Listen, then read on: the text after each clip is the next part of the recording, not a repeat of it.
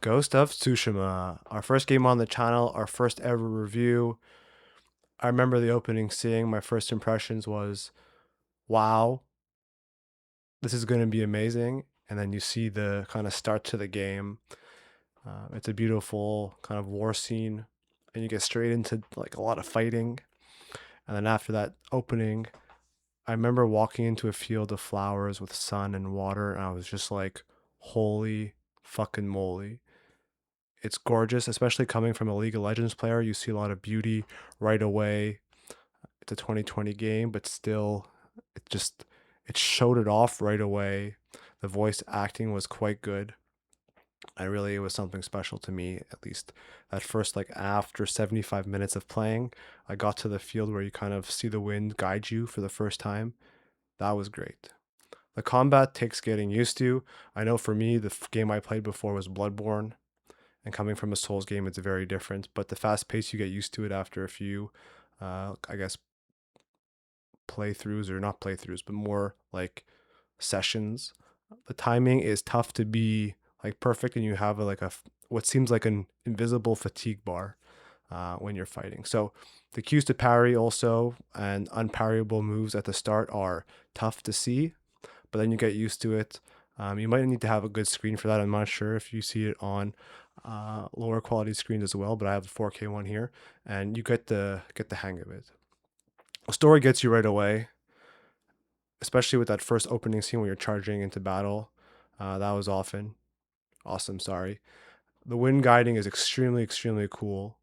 That was I was like, whoa, this is a new concept for me, especially in video games.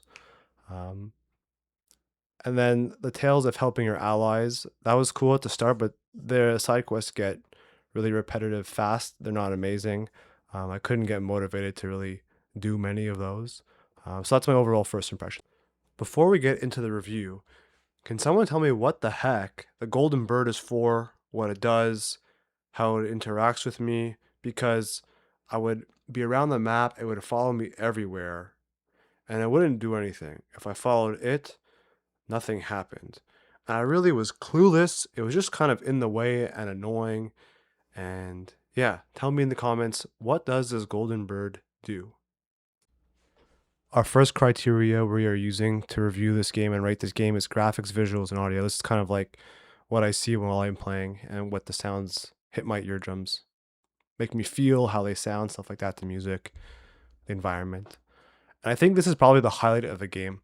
I can't imagine another game that I would have started with that would have hit me harder, where you just kind of focus on beauty of the island of Tsushima here. Especially, I know I just mentioned it, but right after the opening, you have this field, and multiple times throughout the game, especially at the end, you see the leaves in the fall on the ground, and they rustle with their feet, and the reds are deep. The sky is beautiful, and the sun actually made me squint off the screen, which is something that I thought was like not possible in I guess in a video game, and that was amazing. Um, but it was really a beautiful game. Visuals are amazing, and for me, a first time player of this game, right after being a League of Legends player for so long, it really hit hard. I mean, I've played video games my whole life, but this one was really like I was like kind of wow. Um, the sounds of the environment are also quite good, and the voice acting I thought was pretty decent. But to me, this is probably the highlight of the game for all the criteria that I used to kind of rate it. The music was decent, but I didn't really have anything that stood out to me as like the songs, but just the world when you walk around, the leaves moving, the wind blowing, and just truly an immersive audio and visual environment. And this is made in 2020. I thought it was really great, and I would give this section a 9 out of 10. Section 2 is gameplay and mechanics, how smooth the game is kind of in all its aspects. To me, this was up and down.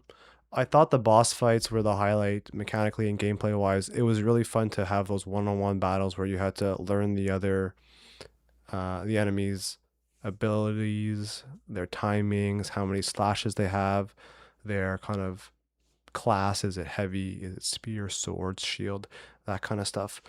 Those were amazing. But I do find that the giant group battles got annoying and tedious after a while. and constantly, I guess, saving and liberating areas was amazing the first time, but the second and third and other ones after that, enough so that I didn't want to do some side quests or many of the side quests. Um, so that was a bit of a downer for me. So like the general gameplay, 85% of the game is probably fighting big mobs, and I didn't love the big mob fighting. There's no Z targeting or like locking, as you would call it. I found that a bit like underwhelming. You had to figure out how to like hit everyone without staring right at them, and it was really clunky. I thought that was pretty bad. The jumping and climbing is wonky without the grappling hook. I found that also pretty bad. But the boss fights are awesome. That's probably the best part overall. Ladders and recognition of climbing and going up and down was also pretty bad, and swimming was also pretty bad. So the gameplay itself was fun, but I'd say it could be improved. If I play Ghost of Yote, we'll see if they improve it. But the bosses were amazing, really, really, really amazing. But the combat is pretty clean overall. Just a bit clunky here and there, and missing a few aspects like the locking on targets, in my opinion. So that would be for actual like the fighting aspect, and then for the gameplay in terms of like missions, the side quests were pretty boring. So that's kind of like both gameplay and story and slash narrative. So that would be a little bit of a downer for me. You kind of do the same thing every single time. Overall, I would probably give the gameplay and mechanics a 7.5. They tried some cool stuff. They were missing a bit of like precision with the no locking and the clunkiness in battle, but the one-on-ones were amazing. So 7.5 out of 10 here for gameplay and mechanics. Story and narrative. This is kind of the characters, the pacing, the development. How well did they kind of capture our attention for what happens in the game? Do I want to continue and find out what happens? Who knows? So I think overall this is pretty good. I did tear up twice in this game. I won't spoil too much here, but I teared up at the end on one of the choices you make, and also I teared up at the horse component. I won't say what happens, but that made me tear up. That was the biggest one. The story is quite good. It's not amazing, but it's I would say it's very good. The characters steal the show. You like all of them: Ryuzo, Masako, Ishikawa, Yuna, Norio. But they're not amazing. They're just good characters. Some of them you get into, some you don't, some you hate, some you love. And as the story goes on, it changes. But they look good. The voice acting was pretty good. And the landscape of the game, you want to kind of explore it, but there's no incentive to explore it. The pacing was a little bit all over the place. The characters were good. Do I want to find out what happens? Yes, but not like so much. Overall, I would say I would give this an 8 out of 10 for the narrative. The fourth and final category for me is, do I think about this game when I'm not playing it? And for Ghost of Tsushima, not really.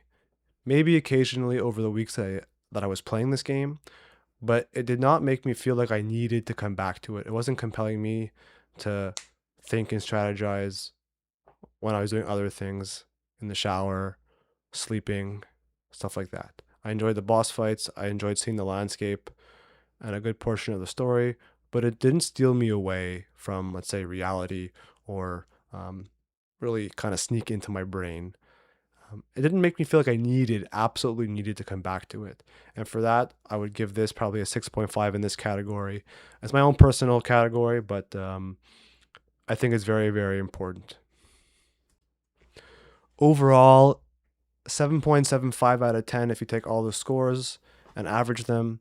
I think if the gameplay mechanics were improved and the side quests felt actually rewarding, this would be a great game. It's good, not great. I had a lot of fun, but was ready to move on at the end when I was close to the end and when I finished the game. Completing the side quest was really not something I wanted to do or in the after part of the game.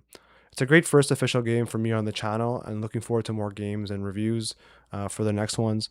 But overall, it wasn't my favorite game, but it was very, very good, and it really was a great start to the channel. Thanks to everyone for watching. Tell me what you think in the comments about this game if you played it as well.